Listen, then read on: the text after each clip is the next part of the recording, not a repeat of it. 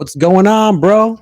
Long time no What's going speak. on? What's the business, man? You Happy know, juking and Saturday. jiving, knocking them out like ballparks, trying to just do my hustle. Like, what was it? Who said that? Was it Rick Ross? Every day I'm hustling, something like that. Every damn hustle. Yeah. So, folks, listen, we didn't forget about you. Last week, I said I was going to show you some rags because we were talking about giving away some books that are drudge, some books that are not drudge. Darnell's superior collection of slabs that he's a true hunter. He's the crocodile. He's the comic book hunter in the Crocodile Dundee essence. So Wow. a play on the words of a book, which it really isn't a rag, but it's Oh, called Rags. ah, So pretty good book. that was the and to get a little bit erotic at the kind of uh, I mean, you why know why why why you cover up all the good stuff? because it's YouTube and I have no idea if kids are watching. But this one's Uh, it's signed right there, right there. So that's the rags I was talking about, folks. Just to stir a little bit of controversy because we got to do that today. But we have a great show lineup for you today. We're going to talk about where's my manners. I'm Errol. This is Darnell. We're your hosts here at Hyper Vibe, the new pop culture talk show for real fans who just want to get creative with opinions and what they think about pop culture, cars, music, television, comic books, the whole genre. We're just giving our opinion. You can agree or disagree with us. It doesn't matter. We're just here to talk and give you some good content. But today's show is really special. Donald's going to be doing a live unboxing for one.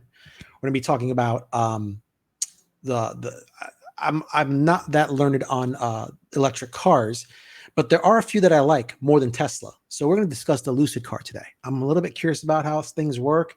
Super sexy cars. I saw the SUV that I'm totally enamored with, and as well as we have another topic we're going to talk about here, which is, give me a second, Star Wars. The new Acolyte series is out. People's opinions on it. I've got one gripe with it that it really grind my gears, but I'm gonna save that for later in the segment.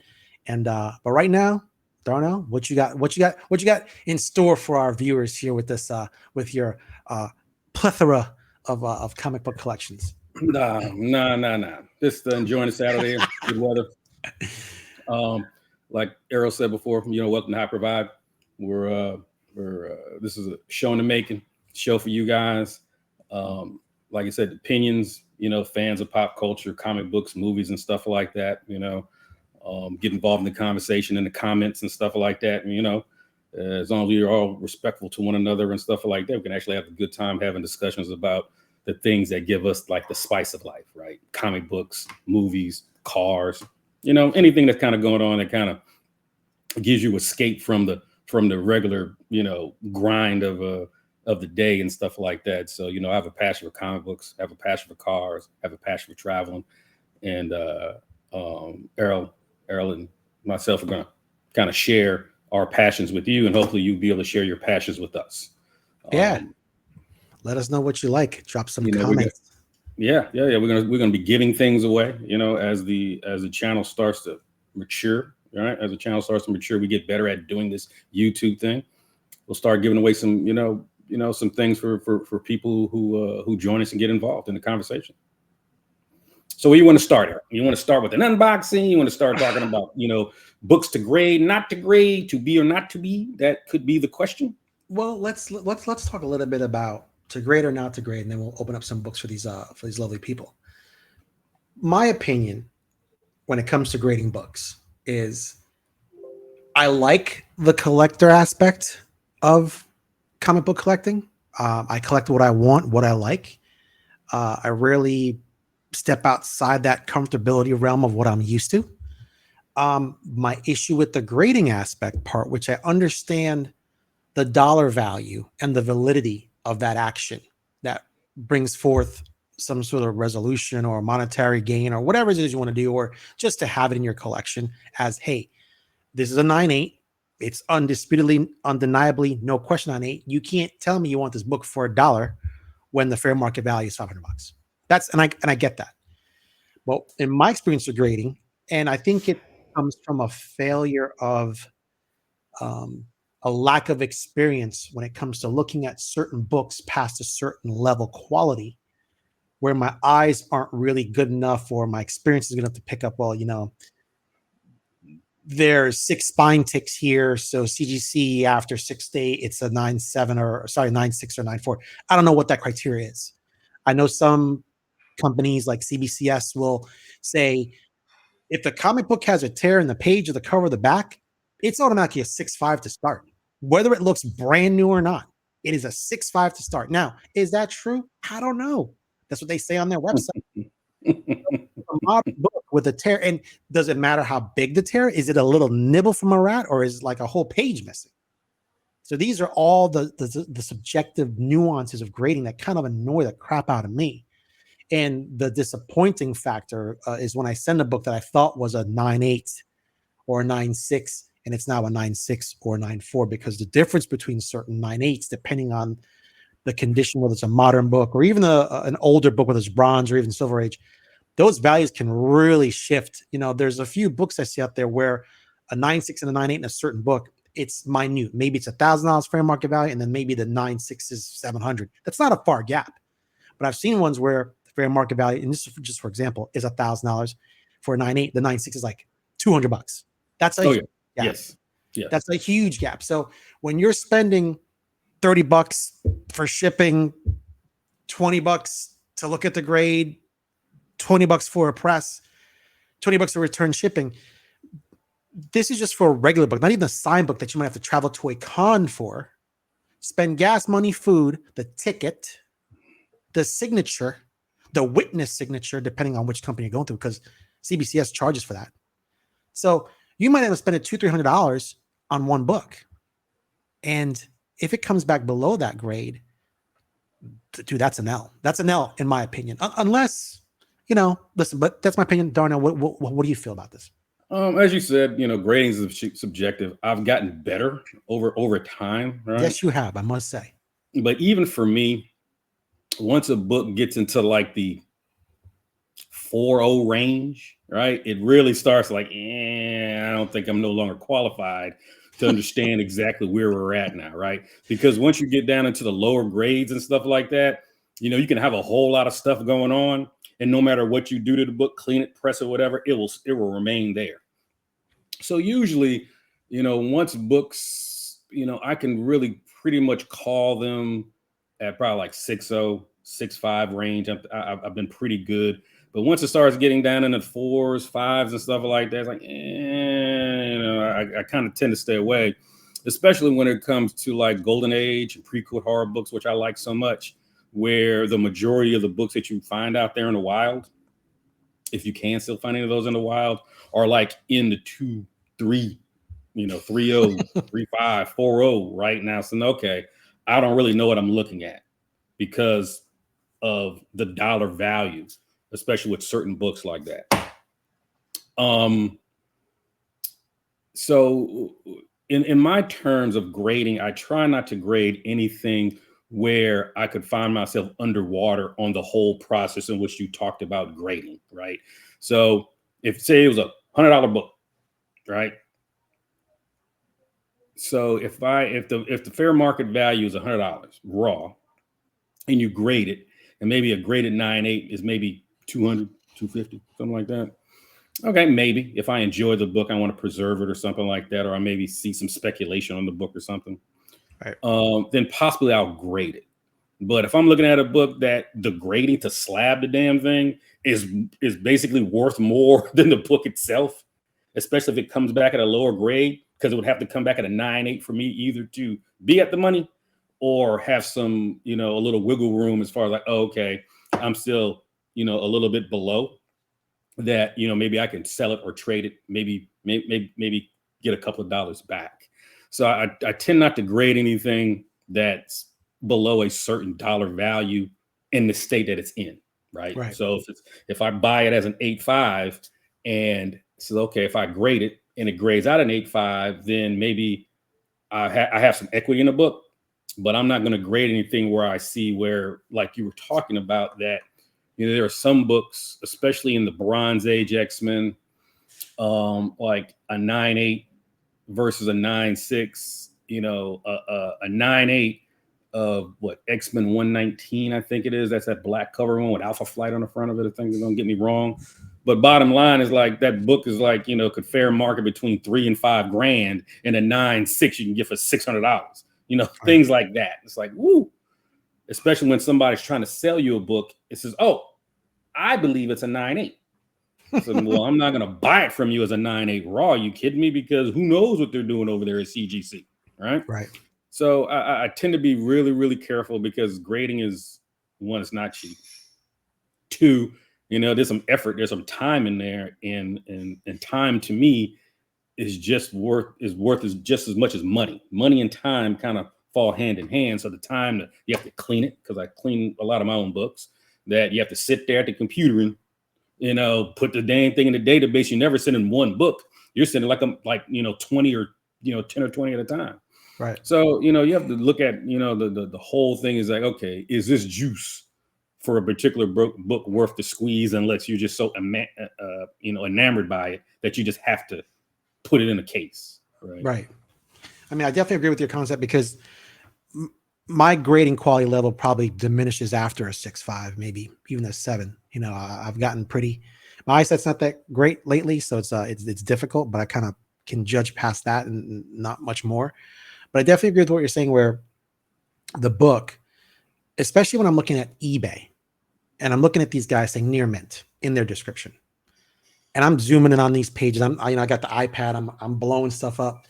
And I'm like, spine tick, color break, doggy ear. What are you talking about? So now the description or the advertisement on the book itself will say near mint plus. I'm like, dude, you're not going to get the money that you're asking for this, because right here I see 4 or 5 flaws that's going to take away from this book. That's not going to get me, say, a 9.6 or a 9.4. It's impossible. Just from the 4 or 5 spine ticks alone on that's protruding into the cover to make these ticks now white. I'm already at I'm probably at an 8.5 at that point. So yeah. So for me and stuff, I mean, I always look at the book for what it is, and not for what I would like it to be. Because sometimes we get our own property, you know what I'm saying?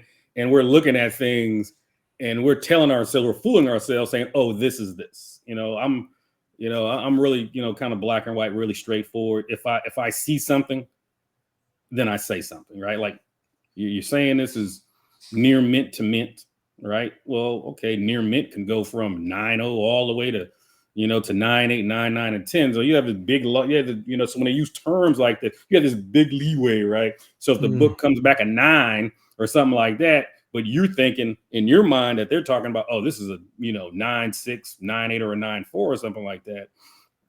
That's kind of like look at the book for what it is, right? Gotcha. And then I just make my own decision. It's not that I don't trust people, right? I mean, you've got to trust your own, your own instincts and your own experience in looking at these books, especially in in a certain eras, right, where there's less leeway when it comes to grading from CBCS and CGC when it comes to modern books, right? Because basically you're in an era where everything gets bagged and boarded, right when it comes off the press. All these books they're print nowadays, they'll pull the book off the press and put it in a bag and then mail it to you.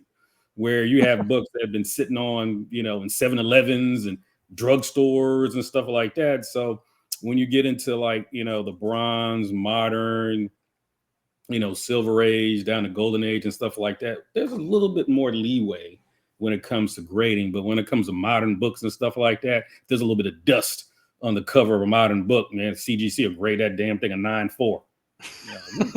There's his fingerprint on it. Wasn't there when I sent it to you? Yeah. No, I mean, it's just kind of like the nature of the beast, right? That we use these grading companies as somebody quote unquote does not supposed to have stake in this game, and we're using those as a third party that doesn't have relationship to any other party, especially when it comes to some sort of transaction or whatever, that we're using CGC to be impartial and indifferent, what I'm saying, to no matter what. I'm trying to sell you a book, and CGC is kind of like, okay, this is a third person that's basically we're trusting or relying upon to give us the best condition of what this book is. Not a price, but a condition. Right. And sometimes, CGC kind of toes the line, by being sometimes too involved in the buying and selling seems process of things and stuff like that. For me, man, they should, they should take themselves out of anything dealing with auctions, dealing with dealers selling things or whatever. I know that they're always like, advertising auctions and all kinds of stuff like that. For me, that's pretty much, I'm really not into that, because if they have some sort of business relationship with if they have some sort of business relationship with somebody that grades thousands and tens of thousands or thousands of books and stuff like that a year, there may be a little bit of some bias. There could be some cronyism and nepotism going on behind and stuff like that on some of the grades these guys are getting on some of these man. books. Jimmy spent $2 million last year. We got to do the right thing. Yeah, man. So when he's saying, hey, man, I think these books are 9.8s and stuff like that, all of a sudden, it's not the regular dude doing the grading. It's somebody, at a higher level. Like, I'll take care of Errol's books and stuff like that. He's a good client. I'll take care of him personally because he needs to get these back pretty quick for his auction. Right. You know what I'm saying? All of a sudden you're getting 9.9s and 10s and stuff like that, where I saw something like that the other day. And I forgot to bring it up to you. Come on, man. Can we be serious here, man? What book was it the Wolverine? It was the Wolverine #1 limited series. And somebody dropped, it was like a 72 book, send away to CG. It was a lot out of the 72. And please forgive me if I'm quoting these numbers incorrectly. I think 55 of them came back like 9.8, and then 10 of them came back 9.9, and one came back at 10. So now you look at this at the census. I wonder if I could pull this up. I don't know if have you ever heard about that there? No, I'm gonna check Go Collect real quick, see if I see it on here. Something was going on with this book, and I'm like, now there's more 9.9s in the census. Is that going to drop the 9.8 value? Yes. So everything kind of. I'm looking at stuff like that. Kind of like stack. So when a bunch more 9.8 show up, that means the rarity is not as what it was before. So technically, the price kind of moves down a bit. So now you bring 9.9s and 10s into the whole deal. Now it affects your 9.8s. Right. It just does, even though that, most of those 9.9s and 10s, people get them and do not let them go unless there's something weird going on. They're at some sort of heritage auction or Sotheby's or something like that. Well, they had it. It was some. I don't want to say it's Comic Link. I don't think it's them, but I forget which auction house had, and they had 110 up for sale. I don't know if that's a 10 they got back, but here it is. Let me see the census here. Oh, look at that. 4. And then, because this used to be 20 something, like 29. And with the 10.99s, it's now 39. Yep. It's crazy. So now it dropped the 9.8 to 650. Yeah. Oh, geez. Yeah. I can't imagine what the newsstand is worth. Yeah, that's I have a new, me.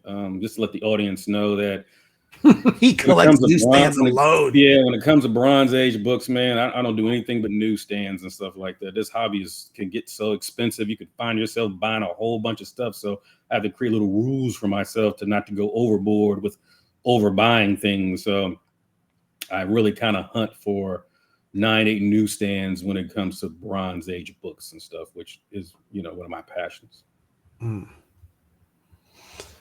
Yeah, it's very interesting what's happening with this book. So cool book. Love the cover. Oh man, that's that limited series. I didn't appreciate it because my girl bought me one with the direction from you for I think it was a birthday gift. Yep. And I was like, man, what do you? I felt bad because I know what that book cost, and at that point in time, I mean, listen, she was, God bless her, she's doing well right now, but back then she was not in the economical state to spend money on that book. So I'm like, man, return that book. Yeah, what's the newsstand look like? The newsstand is it's a lot of money, man. It's a lot of money. So in a 9/8 year at $12.50. Ah. It's doing pretty well.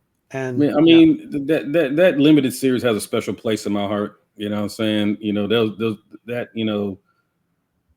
I want to say Wolverine number 4. I think it was number 4 was, one of the someone paid $1,300 for it on June 1st.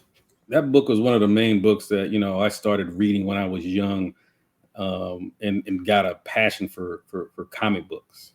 Right. So it was the Wolverine limited series, great series. I mean, if Hollywood, I'm saying, could kind of like replicate that series almost page for page and stuff like that, I would find it very interesting to watch. So there are a few comic books in my collection that may not be worth all that much in all reality, but they have a special place in my heart as far as from childhood, stuff like that, right. An age of innocence, if you want to call it that. So, I really, seek out certain books, no matter what their value are, to have in my collection. Yeah, I do the same thing. I clicked a little bit different books from you. I do appreciate the books that I've seen you collect over the years. I do have appreciation for them as I get older. The books that I've really collected from my childhood are more, like I said, Transformers, G.I. Joe, which I started collecting again. Youngblood stuff with Rob Liefeld, Jim Lee stuff, whether it's X-Men #1s, or his stuff with Image, or Homage Studios, which that became later down the road. So I've got a ton of those books. Very nostalgic towards them because, man, that's all I read when I was in college. Every week I was at the comic book shop. I didn't have the wherewithal to go to a grocery store and pick up a newsstand thinking the barcode means something different. And it even took care of that book. They're so hard to find out. So if you think about when you see the reason why newsstands are more money people is because they were literally on a magazine newsstand at a supermarket, your local grocer, or at a back in Manhattan in the city. They had like these magazine book sheds in Manhattan, and they just sold magazines, comics, and newsstand. So, and you figure about it, as a kid, you get it, roll it up, throw it in your back pocket, not thinking this is a piece of history or to be romantic about it. But, now those books are of value, and they're hard, and they're getting increasingly, in my opinion, maybe it's wrong, they're harder to find in good quality. Yeah, the newsstands aren't necessarily rare or hard to find, but they're extremely hard to find, like in the 9/8 categories. I mean, 9/6s are pretty prevalent, but 9/8s in certain books, especially in the Bronze Age era, or just a newsstand, are extremely hard to find. And if you get a hold of one, I would 9/8 and anything Bronze Age and stuff like that, especially some of the more popular titles, characters or iterations, I would hold on to those. I just would. Because when you look at the ratio between 9/8 directs and 9/8 newsstands and stuff like that, there's a huge disparity. So that's why when we were talking about earlier, you can see a book that's a 9.6, worth a couple of $100, and if it's a 9/8, you're talking about maybe $1,000. So it really shows when it comes, between newsstand and directs and stuff. You really do see it. Yeah, definitely. Well, listen, let's show some people. Let's do a little quick unboxing here. Show some show some flavor, some so you have not seen these. I some of them, I've already opened just to make sure, because I didn't want to get beat. I didn't want to like be on YouTube and I open up a box and all of a sudden it's a brick. You know I thought that would have been funny, but he didn't want to go for that. Nah, man. No, but one I have not opened. Nice. So we'll save that one for last since I didn't open it, right? Okay. So let's see here. So one of the ones found on Facebook, guy was selling, some things in his collection. Nice. I picked up this one. That's nice. I like that. Marvel Spotlight number 5. I had this particular book, Marvel Spotlight number 5. I've had it as high as a 9.0, but I sold it to a dealer and thought I would be able to find another one. Nope. But this guy was pretty much selling this book at a pretty good deal. Couldn't pass it up. So I'm either add this to the middle collection, means as you can see here, folks, not to cut Darnell off, but at a 7.0, I'm not sure you guys can see this. It is a $1,800 fair market value book. Now imagine if Darnell had that thing in a 9.8.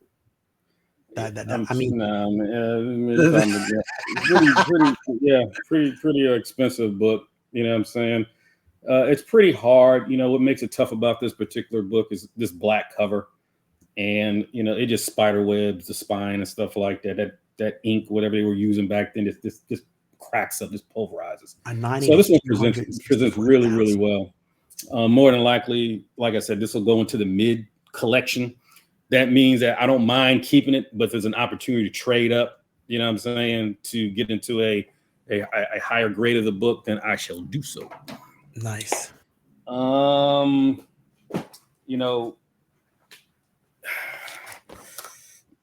You're not necessarily into these, but I've come to a more appreciation for. I like some of these covers. I know where you're going with this. The Golden Age and pre-code horror and stuff like that. Okay, I can match you. Hold on one second here. Since you like those books. Can you? Yes, I can. Since you like people getting beat up and choked out, my rags right here. She's got captured. Oh, what the hell? The guy that got on a camel clutch or something like that? Camel with toe. Guy gonna break that ankle off. Yeah. So here you go. Some good pre-code horror for you. Suspense stories. Look at this guy's face. Bumpy. It's like a dumpling. Yeah, guy getting electrocuted. That's crazy. Man. Electrocution cover. 7.0 for a 1953 book. It's pretty good. Here's another one. Not as high as a grade, but still a classic cover when it comes to pre-code horror. Nice. Guy being hung, tarred and feathered. Bad day for him. Shock suspense stories. I do like the cover concepts of those, man. It's really, really good artwork too. Man, it's like we could do a whole show about pre-code horror and all the stuff that went on around that day with the seduction of the innocents and all kinds of stuff like that. Pretty interesting story. Yeah, we're gonna have Here you go. Choke around. Yo, woman, I told you, shut the hell up. Jesus. Stop bothering me. I'm playing video games. Oh no. Police help. That's crazy. And then we shall do the live unboxing of something, and I think you're really, really going to enjoy this. This is going to be good. So, I've never bought from this seller, so I found it on eBay. Never bought from the seller before, so I'm hoping that this is, not some sort of, VCR in a box. All right. It's a bag of sand dune in here. Oh, come on, man. All right, let's see what he's got going on, folks. Let's see what's going on here.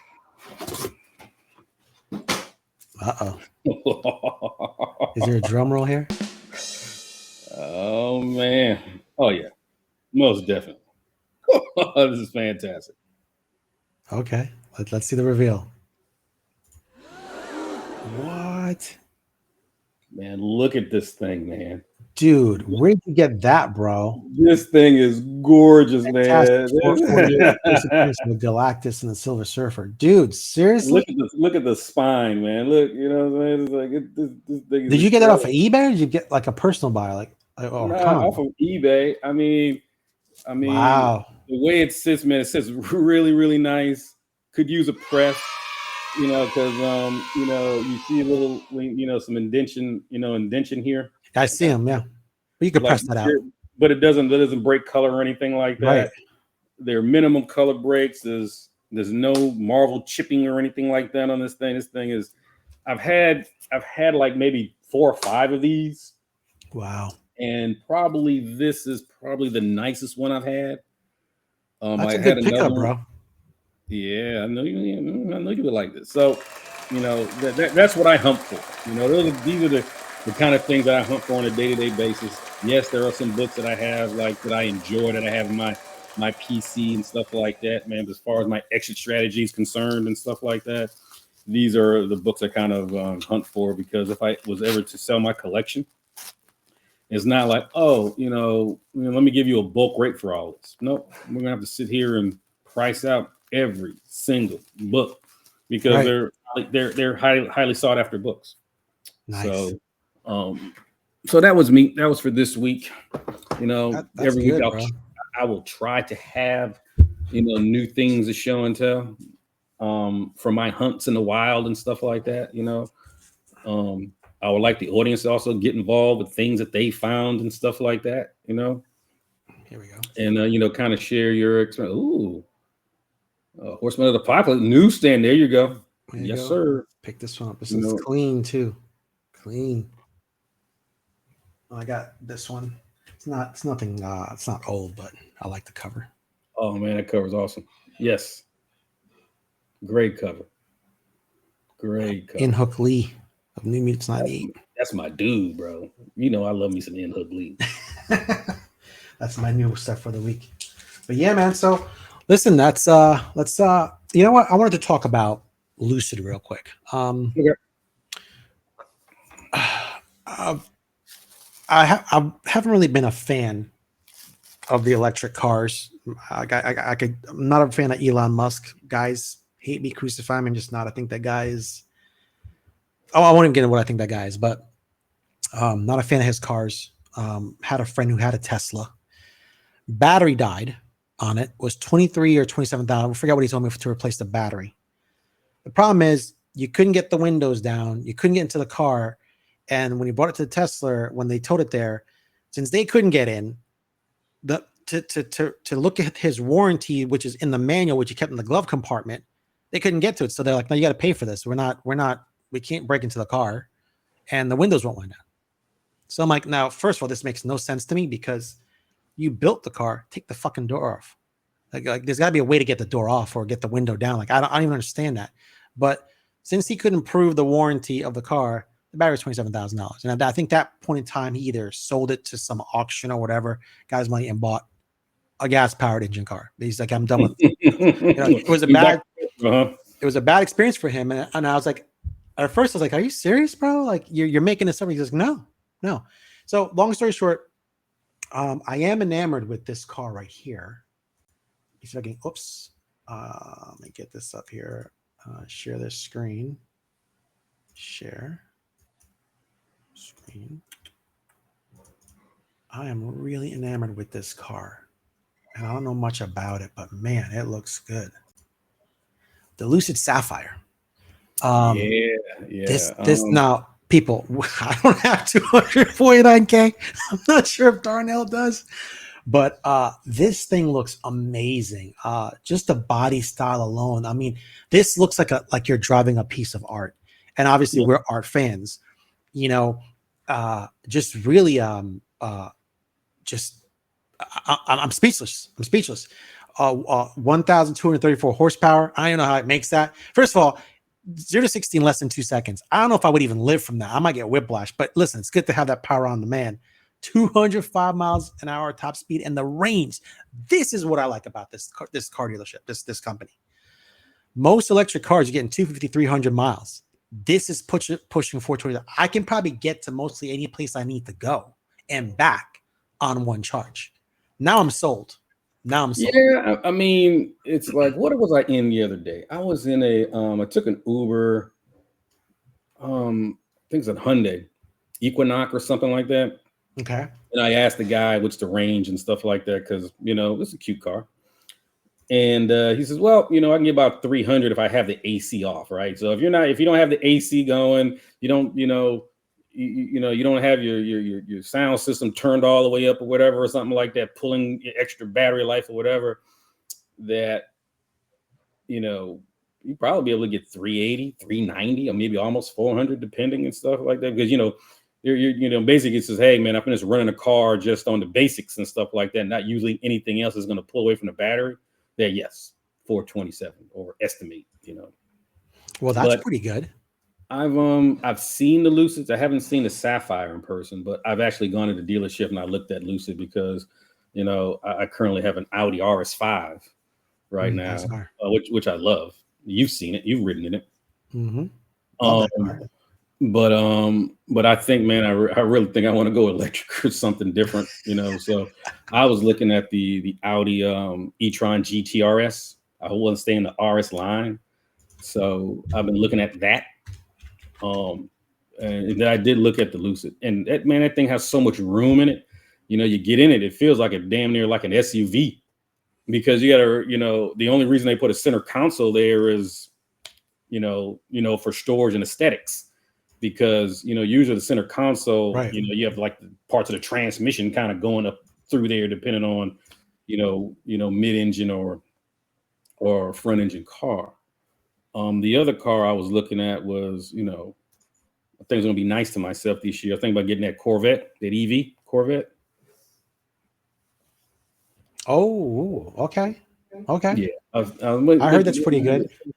Yeah, but it's like it only has like it has like a little electric motor that's good for a couple of 100 feet or whatever, just to kind of get you out of the driveway and down the neighborhood. Vice, cranking that car up, on a Sunday and waking the neighborhood up. You can kind of coast out of the neighborhood without making a whole lot of noise because the car is pretty loud. Yes, so. Yeah. See, that's one thing I would miss. I'd miss that noise. Yes. Wake the baby up, the dog. Wake Darnell up. Get up, bro. Get up, bro. Oh, you don't wake the baby over here. Yeah, that's right. Get that baby up. Yeah, man. But that e-tron GT-RS, that's what I'm looking at. I was at the dealership the other day and I had a couple. But I haven't decided if I'm going to pull the trigger yet on it yet. I'm going to wait just a little bit longer. Is it a 60 in 3.1 seconds? Dang, bro. Oh, it's a nice car, man. It's a nice car. It's beautiful. It's pretty nice. But I still love the RS5. I really, really love it. It doesn't have as much purr as the naturally aspirated V8 that has like a gurgle to it, has like a nice purr to it. So wait, you have the V8? No. I want to say the last year for the V8s was 2018 or something like that. Oh, okay. For the RS line, so they went back to a 6, but it's a bi-turbo or whatever or something like that. Man, it has a little bit of bubble to it, but not like the naturally aspirated V8. Nice. Well, these cars are definitely they're definitely the body styles, the fact that they're making the ranges longer. It's definitely piqued my interest. Like I said, it would take a little bit getting used to, only because I'm so used to stepping on the gas. Like I wish they made these cars hybrid, to where they had the engine and the electric. So if I wanted to hear something, or I don't know, put some speakers on the trunk, tape them to it, make some fake engines. Yeah, I mean, even certain cars have what they call resonators, right? And it kind of like amplifies the sound or whatever and stuff like that. It's just not like a, like you're like a little hum when it rolls up on you, right? That's but funny. Yeah. So now I want to say, sometime before the end of the year, maybe going early into next year and stuff like that, I will graduate to some sort of electric vehicle in the there you go, electric vehicle in the lineup of cars and stuff like that. Because man, I just get tired of fluctuating gas prices, It's only a matter of time before, you know, the Saudis and those guys start acting all funny again. And next, you know, gas prices are through the roof. I mean, I think gas prices, yeah, I think gas prices are pretty decent over the winter because it seemed to be a milder winter, right? So now you're going into the summer and stuff like that, where gas prices start to rise because people are like kind of driving around more or whatever. Um, I just get tired of it. You know what I'm saying? I just get real tired. It's definitely more expensive over the summer, and that's the most frustrating part because I get it. There's more vacations, there's more flights. I get it, but I mean, seriously, is it really that much different? You didn't change the refinery process. You didn't change how much you're digging up. I mean, seriously. So it's just games, man. It's all games that they play and make their money. It's corporate greed. Buffoonery, bro. Straight up buffoonery. Always trying to separate you from your money. Pretty much. They continue to try to price you out of life. Right. Exactly. So yeah, man, that's kind of cool. Oh Lord. Yeah. I want that car bad. Yeah, those cars are, like I said, it's definitely piqued my interest. Our last segment for the day, folks, is Star Wars Acolytes. I saw the first 3 episodes, and I want to say I liked it. It was different. It wasn't. I think the story could have been better. What really ticked me off, and I'll just say this right now, is that when I saw. Let me get comfortable for this. What really ticked me off is when I saw Carrie Ann Moss. So we all know her as Trinity from The Matrix, right? It's a character, but it was a badass character. And in the first season episode, I'm not gonna say what happened because I don't know if people watched it, so I don't want to create any spoiler alerts. But how they handled her character to me was crappy, because the fighting scene was incredible. It was badass. It was kung fu or whatever they were doing, and very Matrix like, and it brought back nostalgia from the Matrix for me. And I'm glad Carrie Ann Moss got to even do this episode. It was awesome. But that's all I'm going to say for there, because I can't tell you what happened, and what happened to her is what ticked me off. But that's my opinion. So I'll let you go, because this guy knows everything about Star Wars. So I don't know everything about Star Wars. Man, you got the books, bro. I know quite a bit. I can tell you a little bit about my experience with Star Wars back in 1977, where my uncle, was a big fan of toys and stuff like that. You know, he's passed away, but the man was like a father to me, and he was just a big kid at heart. So when Star Wars came out in 1977, I was in Honolulu, Hawaii. And it was playing at a local movie theater. Can't remember the name, can't remember where it's at or whatever. It probably doesn't exist anymore. And it was packed, sold completely out. So my uncle bribed the guy at the door to let us in. And I actually sat on the floor of the movie theater and watched the first Star Wars. And it's always had an impact on me even to this day. So I've been a fan of the property. I bought a lot of the media, be it comic books, be it video games and stuff like that. And, before I get started with the Acolyte, I could say that, the direction that Star Wars went in after George Lucas sold it is just a travesty. It just is, and this is my personal opinion. Some people like it, some people don't, but I just felt like even with The Force Awakens and stuff like that, that was the start of the scam, the bamboozle. Oh no, the bamboozle, he said. Man, it just started, man. You got hoodwinked, man. That was lazy writing. They got J.J. Abrams to try to, reinvigorate it and stuff like that. And I don't think he did a very good job based on the other properties that he's made and stuff like that. Done a really good job, and the worst job he actually done on a movie to me was that movie. And then it went into the other movies and stuff, which started to dig the hole deeper. And it just felt like Star Wars is trying to, either Disney was trying to either push an agenda, really did not care about the current fan base, because your current fan base drives the popularity. right? You're not going to get new fans without the old fans coming into this, right? Especially if you're trying to get kids and stuff like that, right? You know, kids don't have money, parents have money, you know, and whatever the parents love, they will try to, you know, experience that, the love or a hobby or something like that to their kids. Hey, you like G.I. Joe? I like G.I. Joe. Check this out. So once you alienate, you know, your base audience and stuff like that, man, it's just a downhill slide for that after that. And then what you're trying to do is trying to capture the people that do kind of like it now, because you've already alienated the old fan base. So you got to do everything in your power to capture these new people.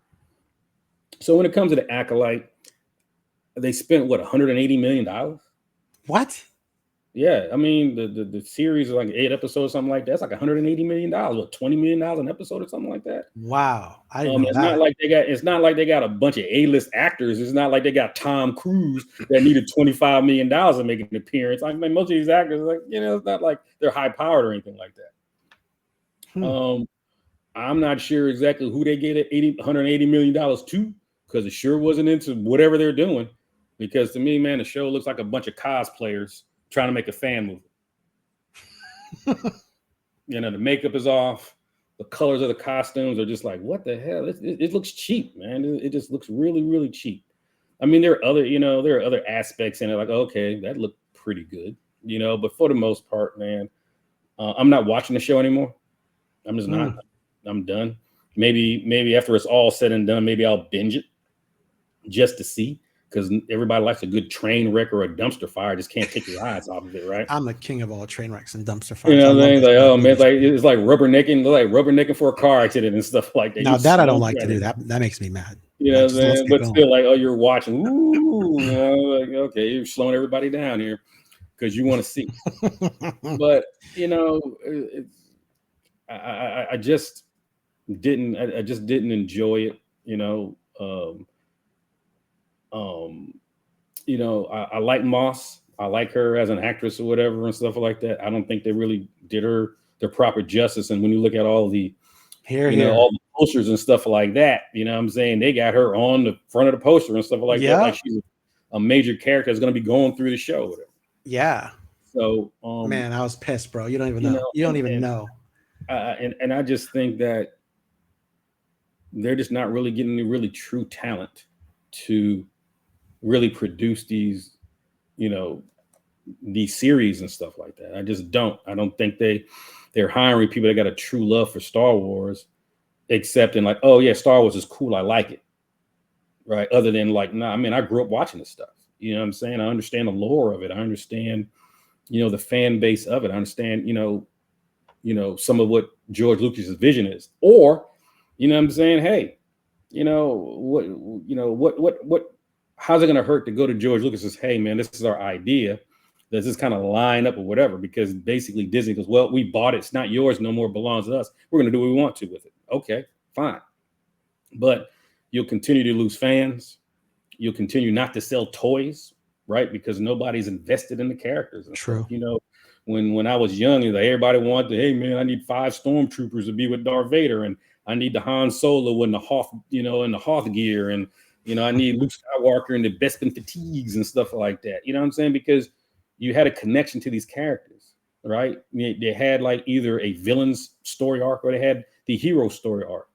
Well, you know, what Disney has done and stuff like that, they just throw a character out there and think that you're going to like the character because maybe the character looks cool. No, you have to have a real story to tell. And I think that there are no real stories that Disney is willing to tell to get the fan base excited.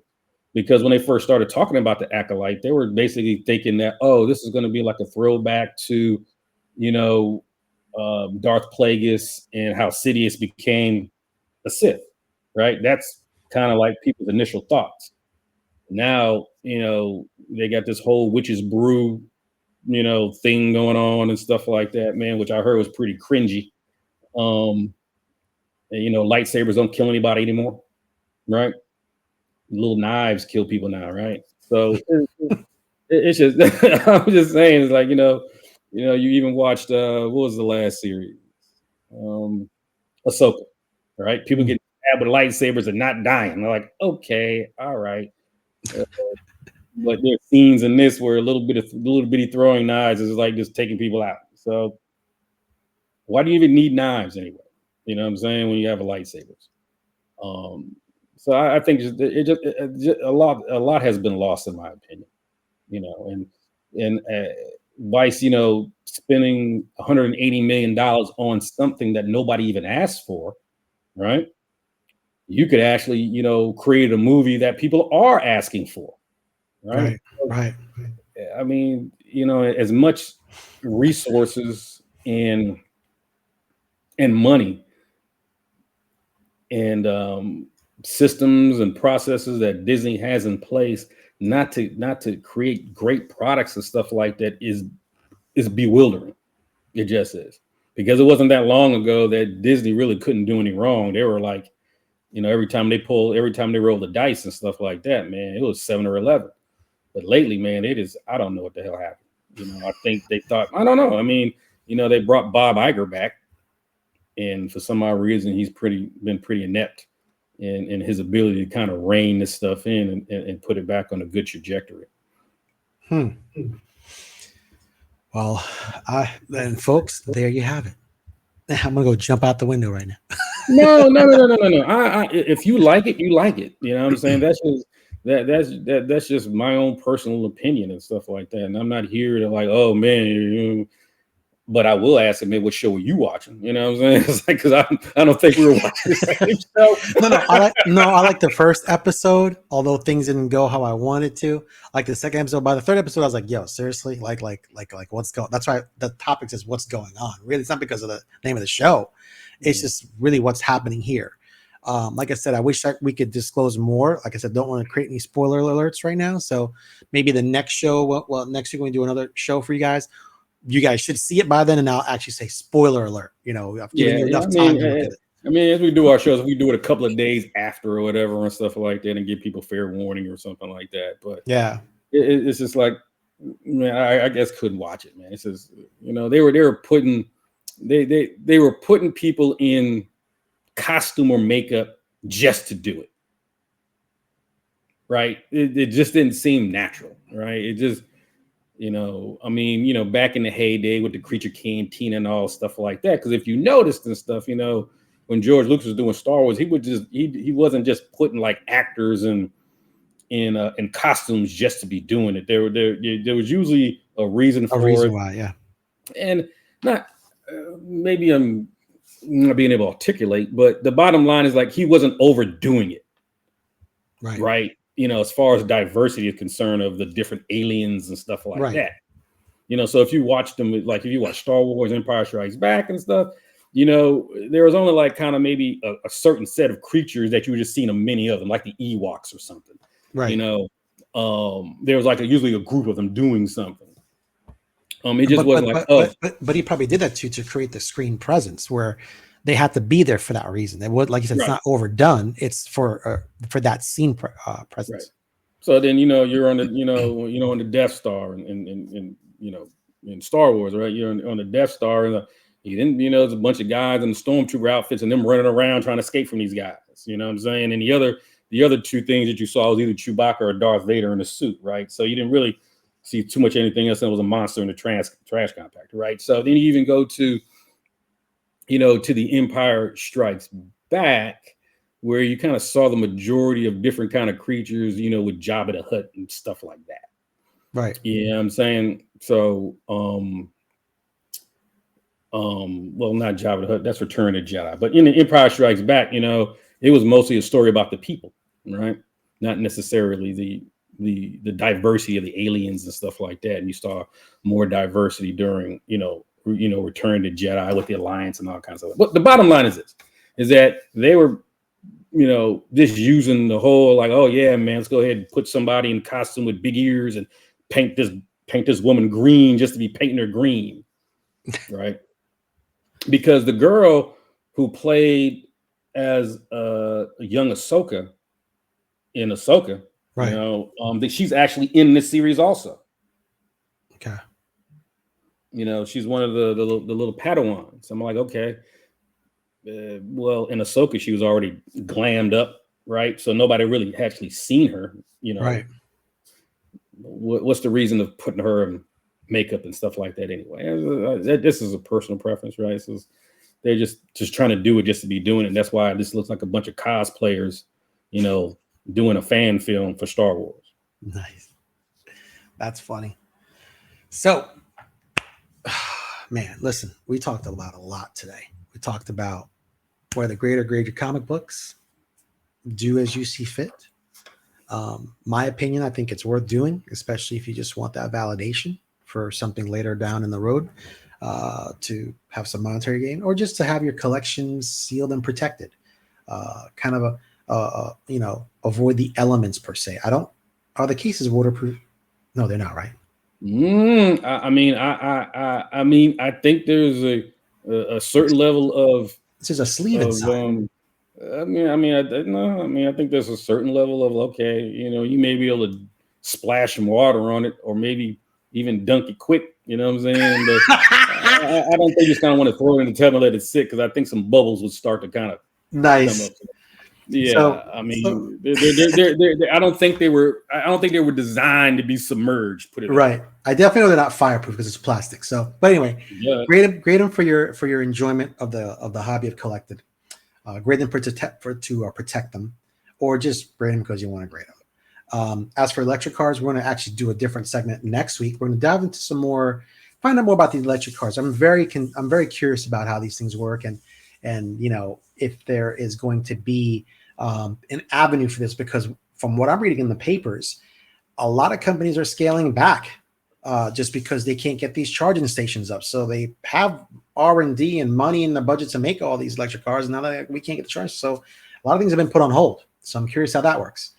And as for the Acolytes, well, you've seen it, you've heard it from us. Let us know your opinion and stuff like that. And like I said, remember to like and subscribe. Helps out with the algorithm. We need that, and we need you, and we appreciate your time. Darnell, do you have anything else to say to these people? No, I'm good, man. It's been a great Saturday, great talk.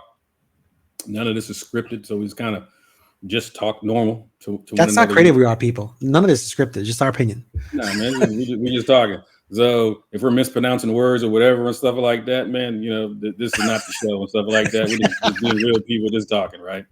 And I don't have a degree in English. Nor do I. But no, like and subscribe. We're gonna be doing some giveaways and stuff like that. So the more the audience gets involved, especially in the comments and stuff like that, the more stuff we'll give away. You know what I'm saying? Just to give back. You're giving time. What'd you do? What happened? Nothing. Oh, it just said Errol joined.